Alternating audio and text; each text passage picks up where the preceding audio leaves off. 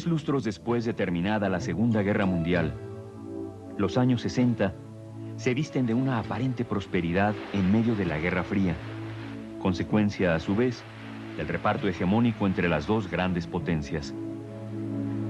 La presencia de la Unión Soviética, país líder de la clase trabajadora, y de Cuba, recién instalada en el socialismo, hacen que las reuniones en la sede de las Naciones Unidas se escandalicen por la ausencia de ortodoxia diplomática y el exceso de verdad tropical. Unos años después, el Segundo Mundo se pulveriza y el bloqueo a Cuba se convierte en la gran pesadilla del pueblo cubano. México, por entonces, continúa con su crecimiento demográfico. El presidente López Mateos ha consolidado su gobierno y después de 2 años al frente del país, nacionaliza la Compañía de Luz. Se inaugura el ferrocarril Chihuahua-Pacífico y se inicia la construcción de carros de ferrocarril.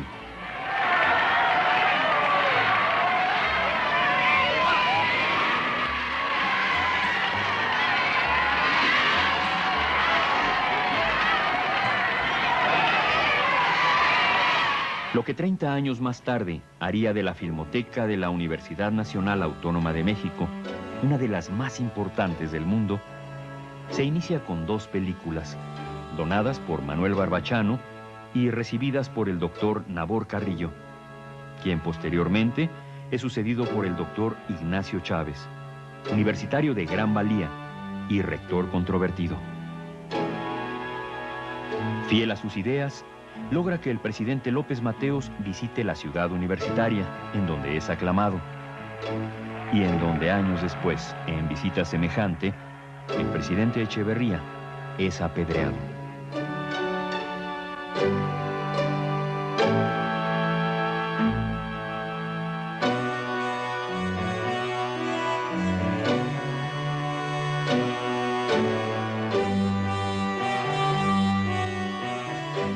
Mientras tanto, la Ciudad de México, en su afán de modernización, cambia su alumbrado. Construye un drenaje más profundo del que ya existía y su población va en aumento. El salario mínimo al inicio de los 60 equivale a un poquito más de $1. El cine mundial se mexicaniza una vez al año con la reseña de festivales que tiene como sede al puerto de Acapulco. Grandes estrellas se dan cita en el fuerte de San Diego, en donde no todos tienen entrada.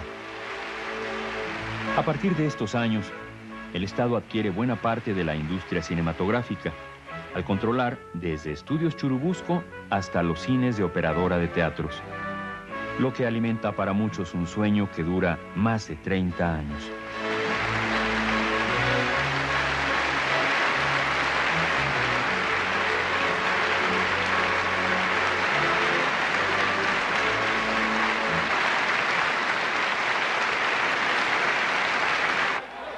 La clase obrera, encabezada por telefonistas y electricistas, insiste en mejoras y aumentos salariales, como lo seguirá haciendo 2 décadas más tarde.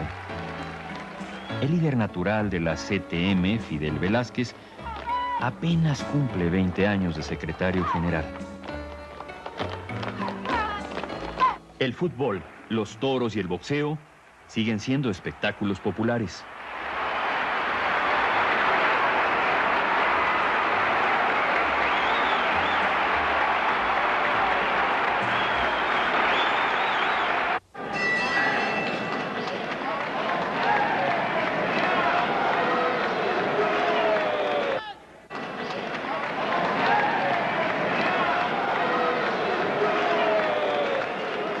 Así las cosas, en el otro lado del mundo, la Guerra Fría entre las potencias las obliga, más por razones ideológicas que económicas, a levantar un muro que divide Berlín y a los berlineses a lo largo de casi 30 años.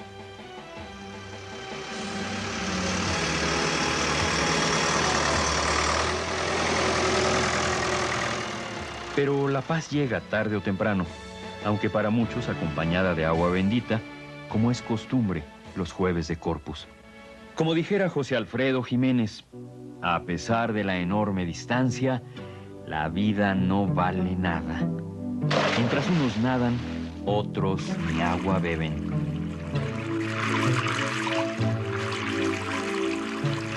Pero la magia que rodea al cine y la búsqueda de reconocimiento nos obliga a volver la mirada hacia Europa, de donde nos vienen modas y modos casi siempre distantes.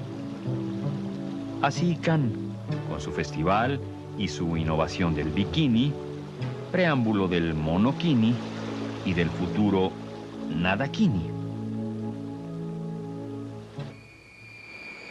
Pero no todo es frivolidad. Y el glamour se traslada a los parlamentos, cortes, palacios, principados y repúblicas.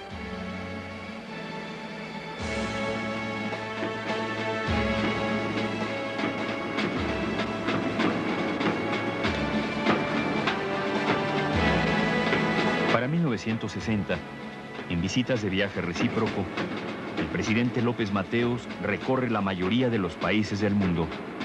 Y a México llegan... De la India, el presidente Nehru. De Francia, el presidente Charles de Gaulle. De Estados Unidos, el presidente Kennedy y su sucesor, Lyndon Johnson. El príncipe Alberto de Bélgica. Manuel Prado del Perú. João Goulart de Brasil. Alessandri de Chile.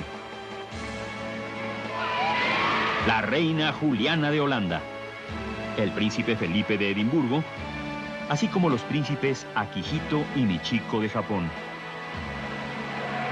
Costumbre que se repetirá en otras épocas en la búsqueda de mercados y de supervivencia ante un mundo interactuante y dominado por las hegemonías.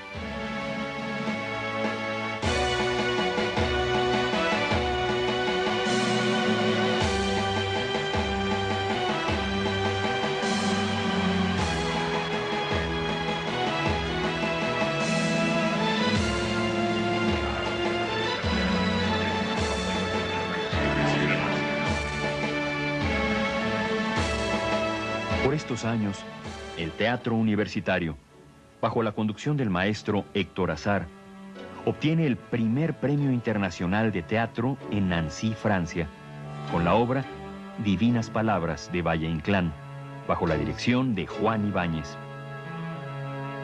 A partir de este lustro, se establecen los exámenes de ingreso y selección, principio de la búsqueda de excelencia académica que tomará muchos años alcanzar.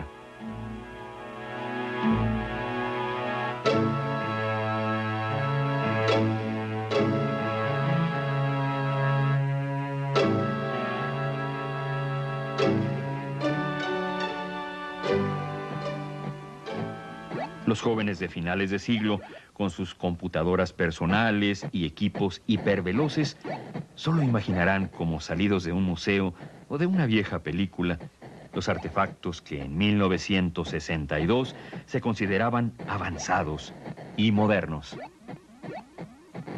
Ya la población asciende a 35 millones, 5 de los cuales viven en la Ciudad de México. Siqueiros, al principio de este lustro, ingresa a la cárcel de Lecumberri y a finales de él sale de ella. A este sitio llegan varios pintores y conjuntamente con los presos realizan un mural. Jacques Monard, asesino de Trotsky, es expulsado de México. Lo que fuera el Palacio Negro se convierte después en la sede del Archivo General de la Nación. José Luis Cuevas, detractor del muralismo, continúa en su polémica actitud.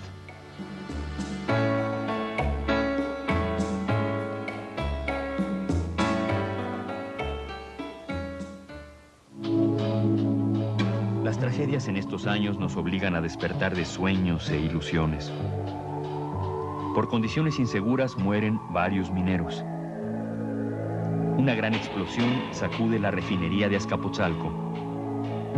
El ciclón Hilda destruye gran parte de Manzanillo. La Ciudad de México sufre los embates de temblores e inundaciones. El Centro Médico Nacional y el Hospital 20 de Noviembre surgen como respuesta a las necesidades de medicina social para atender a la población.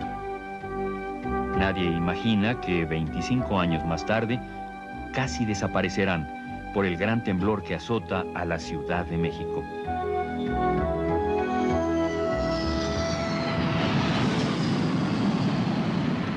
La ciencia y la tecnología no detienen su avance en la carrera por el dominio del espacio. Después del primer astronauta, Yuri Gagarin, las potencias lanzan al espacio cada vez más naves tripuladas, algunas con permanencia de más de un año o sin retorno.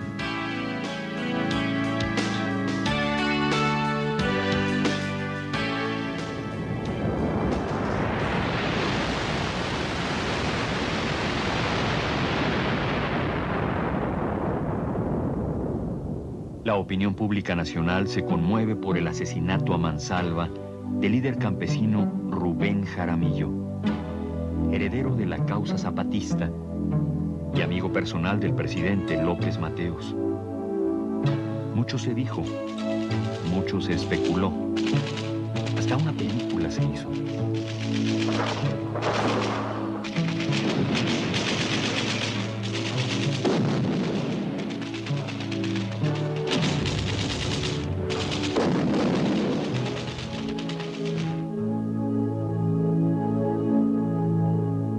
La Guerra Fría para entonces se pone al rojo vivo, con la crisis de los misiles en Cuba, y, como pretexto no faltaba, el intento de invasión de nadie sabe dónde, pero todos sabemos quién, llega a Playa Girón, que la historia registra como testimonio de la defensa de un pueblo por su soberanía y su revolución.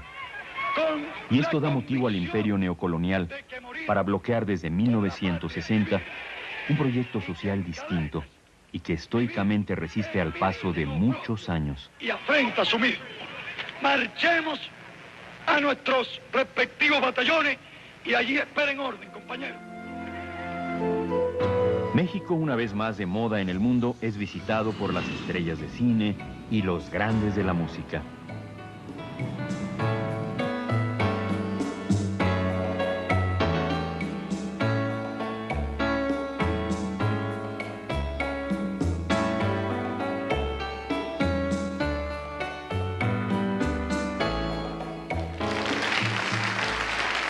La música vernácula mexicana resiste y coexiste en un mundo rock and rollero. Entre guitarras eléctricas, percusiones y electrónica, Álvaro Carrillo, José Alfredo Jiménez, Rubén Fuentes y Cantoral se hacen oír. Pero la otra invasión, la cultural, también tiene a Europa entre sus objetivos. Y ya para finales del siglo queda hegemónicamente consolidada.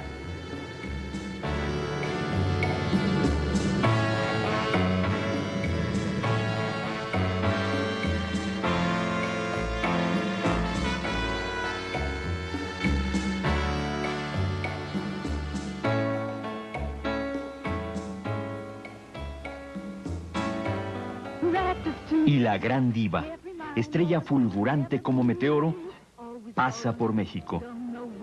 Norma Jean, su verdadero nombre, o MM, Marilyn Monroe, el símbolo sexual de una cultura, se quita la vida meses después para dejar un hueco nunca más ocupado.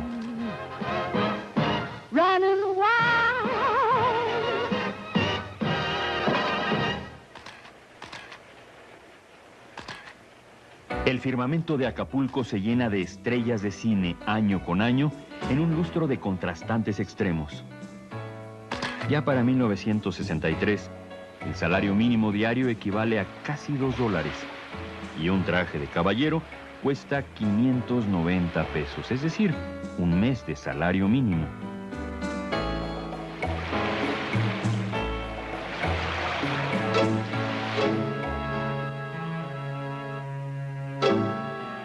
La universidad continúa en su labor de preservar la cultura. Reconstruye parte de San Ildefonso y se amplían a 3 años los planes de estudio del bachillerato.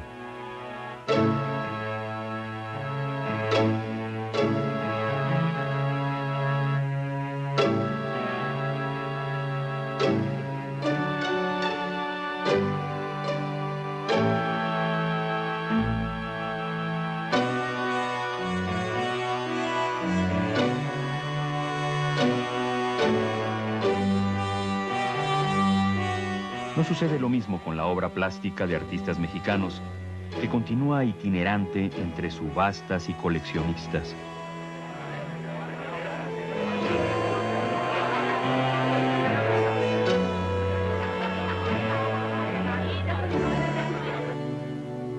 La muerte del Papa Juan XXIII, progresista e innovador de la Iglesia, sacude al mundo que se mece entre antiguas costumbres y el torbellino de una civilización insaciable de modernidad y progreso atómico que cobra una vida, la del gran actor de fama internacional, Pedro Armendáriz, por el cáncer de que fue víctima. ¡Ay! ¡Me lo das siempre hacia arriba, vale! ¡Eso es para mí! ¡Vente acá, mi cielo! ¡Cuéntame! ¡Eso no es para mí! ¡Cuéntame!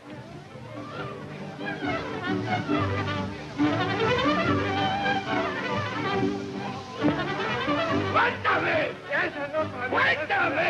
¡Vente acá, mi cielo!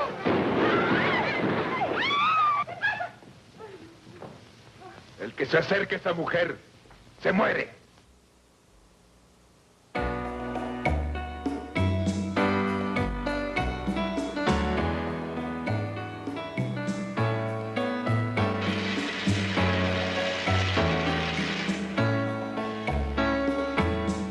Después de inaugurados los museos de antropología, arte moderno, del Virreinato y de la Nahuacalli, se inicia la construcción del Estadio Azteca, que más tarde servirá como sede futbolera de una Olimpiada y 2 campeonatos mundiales, y será testigo del partido del siglo, celebrado entre Italia y Alemania.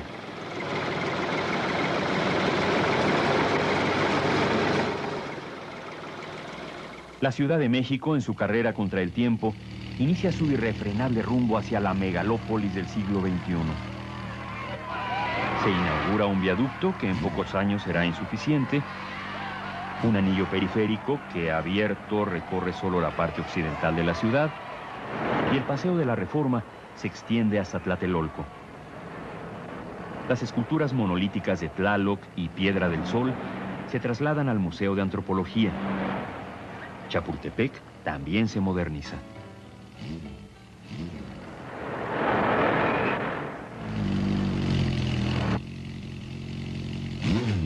El sino de la época se repite recurrente, la tragedia. Ahora en Estados Unidos por el asesinato del presidente Kennedy, que con todas sus conjeturas e intrigas llena de asombro y tristeza al pueblo autoproclamado defensor de la libertad. Muchos años después, cuando las dudas aún no se aclaraban, el cine retomaría el crimen para avivar un fuego no apagado, pero the show must go on. Y como si no hubiera sucedido nada, el vicepresidente Johnson asume la presidencia para atender, entre otras cosas, una demanda de México, la devolución del chamizal.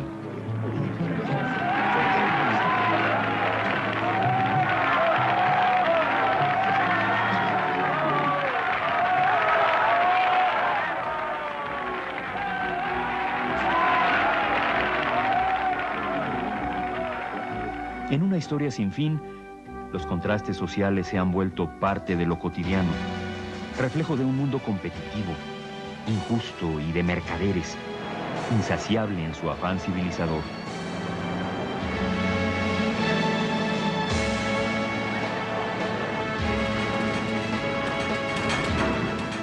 Una afición presidencial encuentra eco en las carreras automovilísticas y Ricardo Rodríguez pierde la vida en el autódromo que muchos años más tarde llevará su nombre.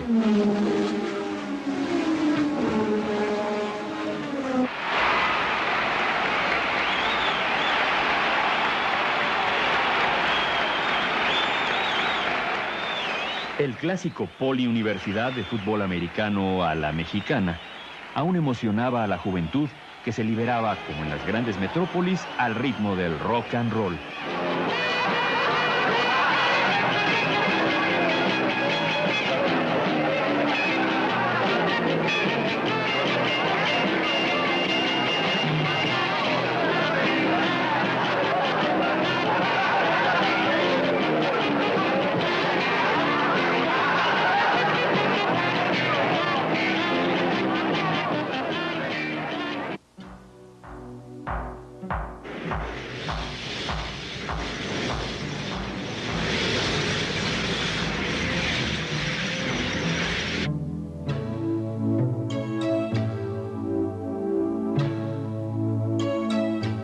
Y para no perder la costumbre, toca el turno a Vietnam, en una invasión que es condenada y rechazada por todo el mundo, incluyendo al pueblo de los Estados Unidos.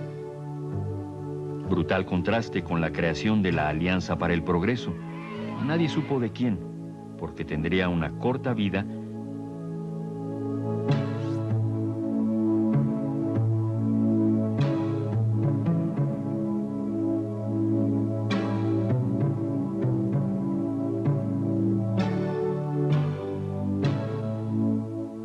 Y coincide con la nueva embajada de Estados Unidos. Verdadero búnker en pleno Paseo de la Reforma. Claro símbolo del país que representa. Presagio de un futuro ominoso.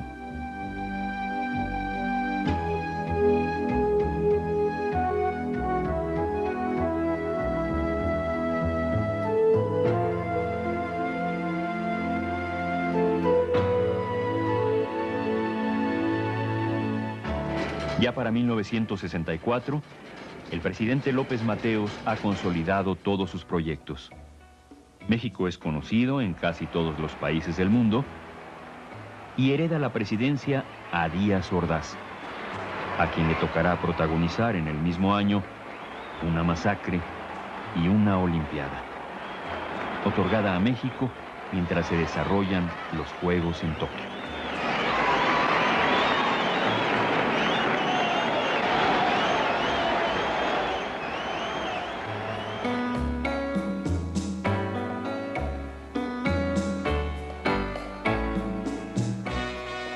Las reseñas de festivales dejarán de hacerse y Acapulco pasará a ser escenario frecuente de grandes películas.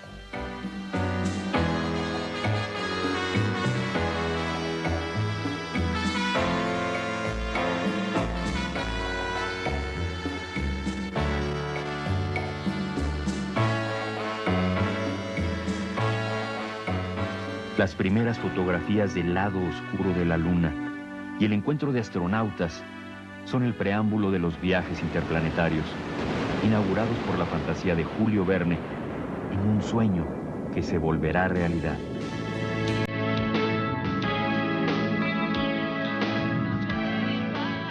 Los Beatles, a pesar de su posterior desintegración y del asesinato de John Lennon, seguirán escuchándose en un mundo invadido de rock and roll hasta fines del siglo XX.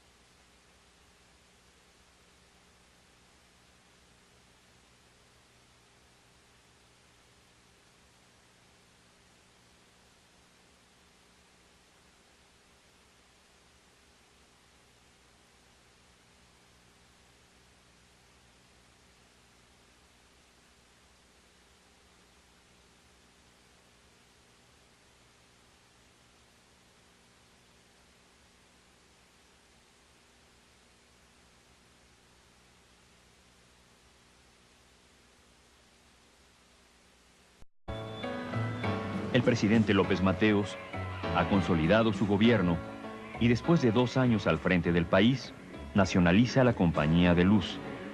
Se inaugura el ferrocarril Chihuahua-Pacífico y se inicia la construcción de carros de ferrocarril.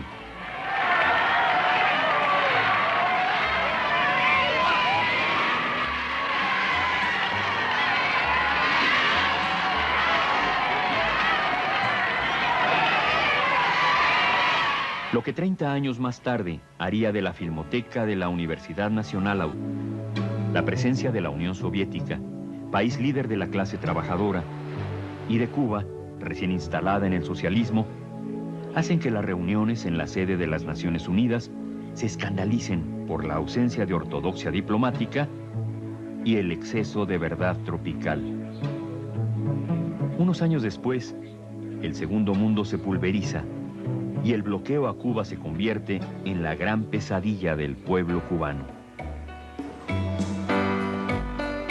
México, por entonces, continúa con su crecimiento demográfico.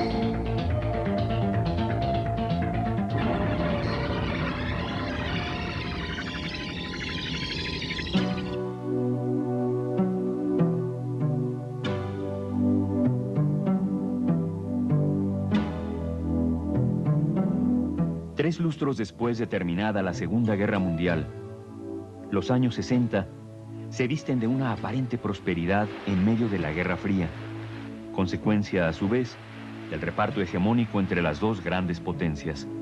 Autónoma de México, una de las más importantes del mundo, se inicia con 2 películas, donadas por Manuel Barbachano y recibidas por el doctor Nabor Carrillo, quien posteriormente es sucedido por el doctor Ignacio Chávez, universitario de gran valía y rector controvertido. Fiel a sus ideas, logra que el presidente López Mateos visite la ciudad universitaria, en donde es aclamado, y en donde años después, en visita semejante, el presidente Echeverría es apedreado.